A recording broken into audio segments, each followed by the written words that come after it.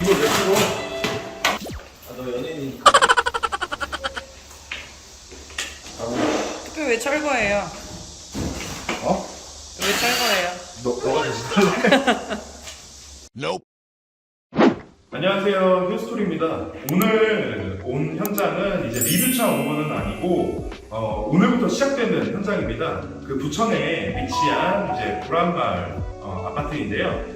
오늘 제가 이 영상을 찍게 된 이유는 이제 철거를 하면서 어떤 부분에 주의를 해야 되는지, 그 다음에 요즘에 이제 견적가가 많이 높지 않습니까? 그게 왜 높아질 수밖에 없는지, 그래서 그런 부분에 대해서 좀 설명을 드리려고 합니다. 그래서 뭐 셀프 인테리어를 하시건 아니면 턴키에 맡겨서 공사를 하시는 분들이건 제가 설명해 드리는 내용 토대로 이제 보시면은 그 금액이 왜 이렇게 나오는지에 대해서 좀 이해가 될 수 있는 계기가 되길 바라겠습니다. 그럼 지금 바로 시작해 보겠습니다.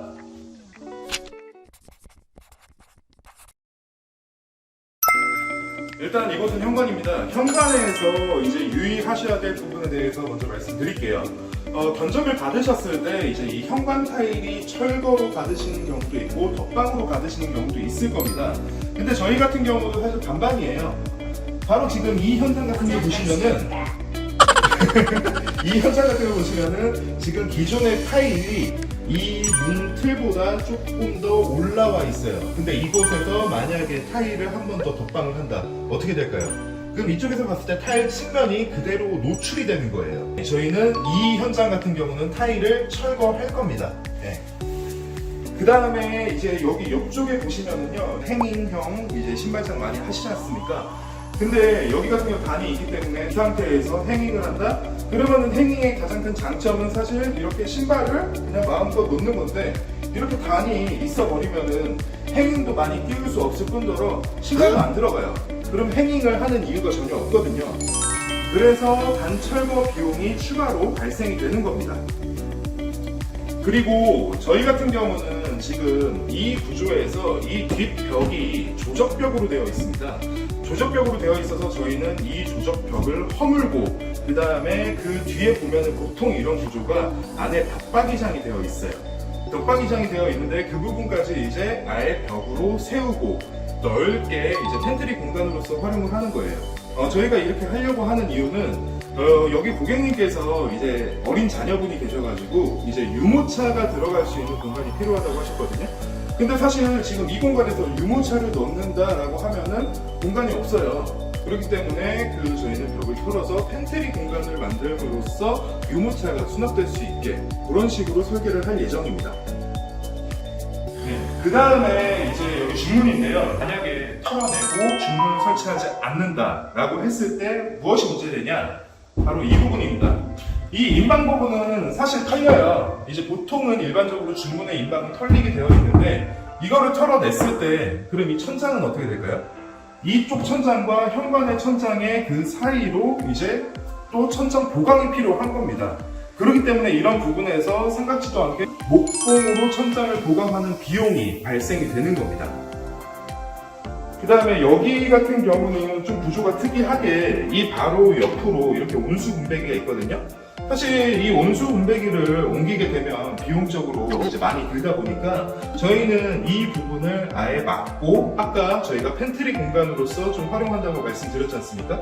그래서 이 부분은 이제 이렇게 문이 있으면 좀 아무래도 지저분하잖아요. 그래서 이렇게 막고, 그 다음에 이제 이 도어, 그러니까 옛날 집들 보면은 이렇게 사방 도어로 되어 있는 경우가 많아요.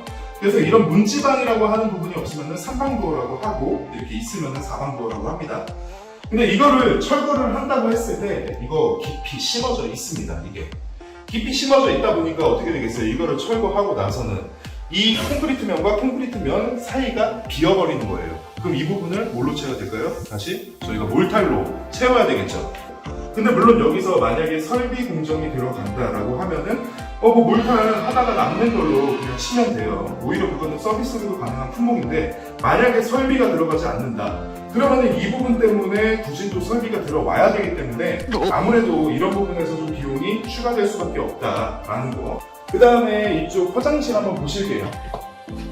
이 화장실이 이제 오래전에 되어 있는 구조다 보니까 SMC 천장이라고 해서 요즘에 많이 쓰는데 나무로 되어 있고 이렇게 몰딩 마감이 되어 있고 이런 식으로 지금 도배지로 가려놓은 거예요.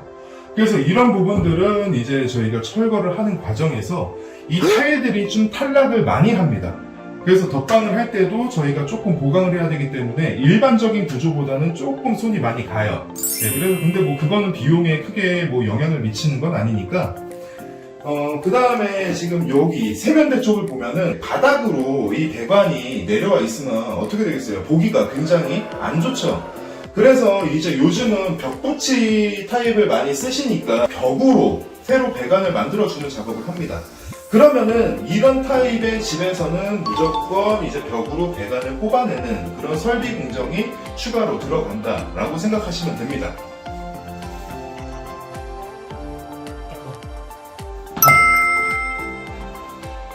이거 중요한데 진짜 환풍기 벽에 달려있는 거 많이 보셨을 거예요.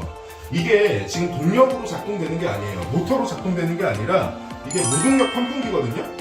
그러니까 기존에 공용 이렇게 이제 배관이 있어가지고 그쪽에 그냥 그 자바라를 연결만 해놓은, 그러니까 역류하는 경우도 많고 밑에 집에서 만약에 뭐 담배 핀다 그럼 바로 그냥 냄새가 올라오는 거예요, 이쪽으로. 근데 저희가 이거를 그대로 하면은 어떻겠어요? 그러면은 인테리어를 한 의미가 없지 않습니까? 그래서 요즘은 보통 다 천장으로 해가지고 모터를 이용한 그런 환풍기를 많이 사용하는데, 이거를 철거하고 이 윗부분의 조적을 털어내고 공용 공간으로 자바라를 빼서 거기서 모터를 달린 그런 환풍기를 설치를 하는 겁니다. 당연히 이 부분은 다시 막아줘야 되겠죠. 근데 이 부분 털 때 주의하셔야 될 게 이 아래 공용 공간이 1층까지 쭉 연결이 되어 있는 겁니다. 그래서 그거 털 때 만약에 그쪽으로 떨어지면 어떻게 되겠습니까? 굉장히 안 좋겠죠? 그러니까 이 부분 털 때 주의하셔야 됩니다.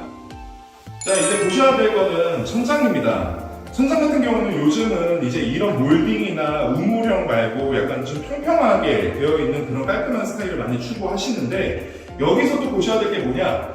이쪽 천정 단차와 이쪽 천정 단차를 보셔야 돼요. 그러니까 이쪽과 이쪽의 단차를 봤을 때 똑같다 라고 판단이 되면 이거는 그냥 몰딩만 떼어내면 되는 겁니다. 목공 보강이 필요가 없어요. 근데 만약에 단차가 이쪽에 안으로 더 들어가 있다, 그럼 어떻게 되겠습니까? 이 몰딩도 떼어내고 그 다음에 이 레벨을 맞춰야 되니까 천장을 이렇게 다시 보강을 하는 목공비가 추가가 되는 겁니다. 그래서 이렇게 천장 평탄한 공사를 할 때도 이 단차가 있느냐 없느냐 요거를 파악해 두시는 게 가장 핵심입니다. 야, 근데 뭐 베란다는 뭐 좀 설명할 게 없을 것 같은데? 이거? 이거 옮기시려면은요, 요 선, 이거 다 위로 까내기 다 해야 되거든요? 근데 여기 또 콘크리트 인방 있죠? 그럼 만약에 이거 선 나눈다, 이거 한 30만원만 주시면 해드릴게요. 야, 이거 천장 까대기야. 이거 천장 까대기 뭐 아무나 못해. 이거 위험해. 이거 되게.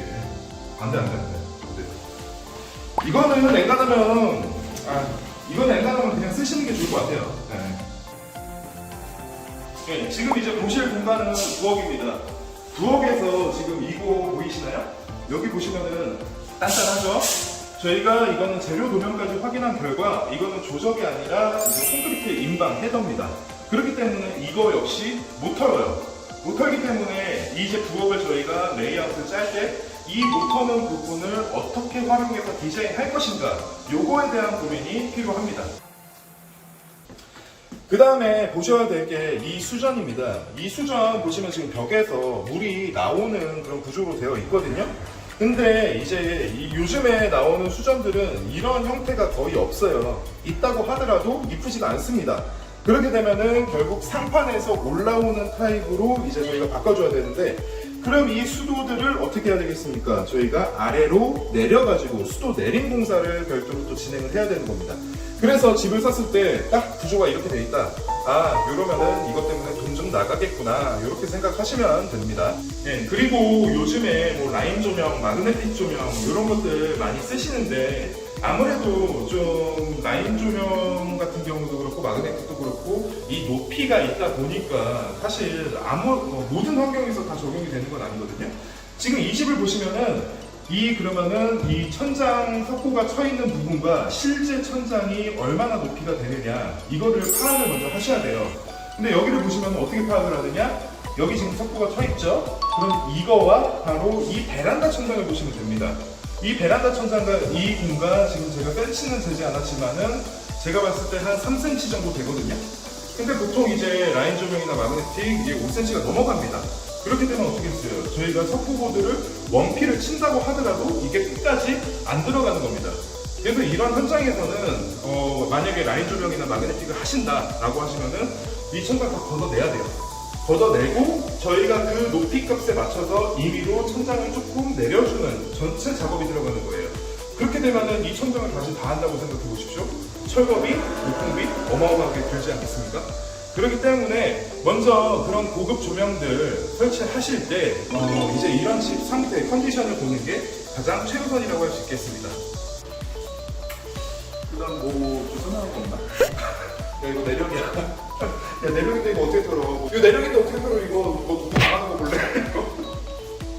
네, 그 다음에 이제 말씀드릴 부분은 도배. 도배는 제가 자주 말씀을 드렸는데 지금 이 현장 같은 경우는 이게 화면에서 나올지 모르겠습니다. 이렇게 육안으로만 봐도 이 벽이 활처럼 이렇게 휘어 있어요. 이렇게 활처럼 휘어 있는데 요거에 대해서 고객님과 저희가 만약에 협의가 안 되어 있다. 그렇게 됐을 때 이 부분에다 다시 도배를 한다. 그럼 이 도배의 상태가 어떻게 될까요? 지금 이 원벽의 상태와 똑같이 되는 거예요. 그렇게 되면은 사실 서로 이제 얘기가 되지 않은 부분이기 때문에 이 부분에 대해서 좀 서로 이제 좀 미스커뮤니케이션이 될 수 있거든요. 그렇기 때문에 이런 부분을 저희가 공사 전에 늘 고객님과 현장을 한번 쭉 둘러봐요. 그래서 이 부분에 대해서는 이제 뭐 비용이 올라가는 대신에 벽을 반듯하게 할 것이냐, 아니면은 뭐 어차피 여기에 뭐 장물 거다, 혹은 뭐 이 부분은 뭐 어차피 뭐 드레스룸으로 활용할 거니까 뭐 굳이 이렇게까지 돈 주면서 할 필요 없다라고 하시면은 이 컨디션을 그대로 받아들이시면 됩니다. 그래서 더 좋은 퀄리티의 공사를 하기 위해서는 이제 이런 부분에 대한 협의가 반드시 필요해요.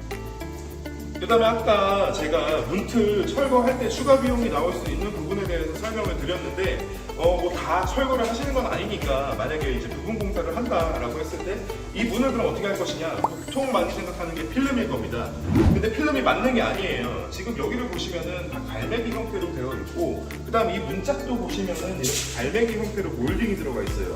이거 그러면은 문 한 짝 필름 하는데 한 품 이상이 들어갈 수도 있는 겁니다. 그러면 이거 문 교체하는 거랑 크게 차이가 없어질 수도 있어요. 그나마도 이제 좀 내 문이 필름으로 했을 때 많이 나오는 문이냐 아니냐 요거를 판단하실 수 있는 척도는 있습니다. 지금 여기 보시면은요, 이 몰딩이 만약에 그냥 플러스 형태로 되어 있다면은 저희가 몰딩을 떼고 그 다음에 샌딩하고 그 다음에 이제 필름을 해버리면은 크게 뭐 비용 추가가 되는 건 아니거든요. 근데 지금 이 문을 보시면은요, 이 부분과 이 부분에 단차가 있어요. 단차가 있다는 말은 이 몰딩을 저희가 떼어낸다고 하더라도 이 옆부분에 대한 마감이 필요하다는 뜻입니다. 그럼 일단 형태도 이쁘지가 않겠죠. 그렇기 때문에 이제 이런 분들은 사실 만약에 뭐 다시 하는 게 좀 부담스럽다라고 하시면은 차라리 도장을 하시는 게 그나마 비용적으로는 좀 더 세이브할 수 있는 방법이에요. 그 다음에 이제 옛날 아파트에 이렇게 벽에 매립되어 있는 형태의 스피커 많이 보셨을 거예요. 근데 시중에 파는 거 보면은 보통 다 천장에 매입되어 있는 형태이기 때문에 벽에 있는 거를 이제 천장으로 옮겨줘야 되는데 이 경우는 어떻게 되겠어요? 이거 콘크리트 벽입니다. 그러면은 이 스피커 선을 다 까내기를 해요. 까내기를 해가지고 이쪽으로 해서 선을 이렇게 뽑아야 되는 거거든요.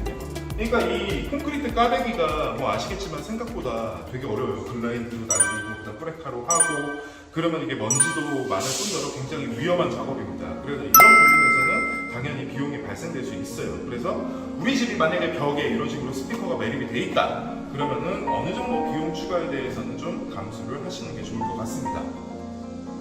네, 지금까지 저희가 이제 오늘부터 시작되는 현장에 대해서 좀 주의 깊게 보셔야 될 부분들에 대해서 좀 설명을 드렸는데, 저희가 앞으로는 그냥 현장 리뷰를 딱 하는 게 아니라 저희가 시공하기 전 이런 모습과 컨디션 이런 거를 보면서 좀 도움이 되실 수 있는 그런 정보를 좀 드리려고 해요. 그러니까 뭐 앞으로 기대 많이 해주시고, 그 다음에 이 현장이 한 달 뒤에는 어떻게 바뀌어 있을지 또 리뷰로 저희가 찾아올 테니까 한번 그것과 비교해서 보시는 것도 좋을 것 같습니다. 예, 그러면은 저희 구독과 좋아요 한번 좀 부탁드리고요. 예, 그럼 이것으로 저희가 현장 탐사 마치겠습니다. 감사합니다.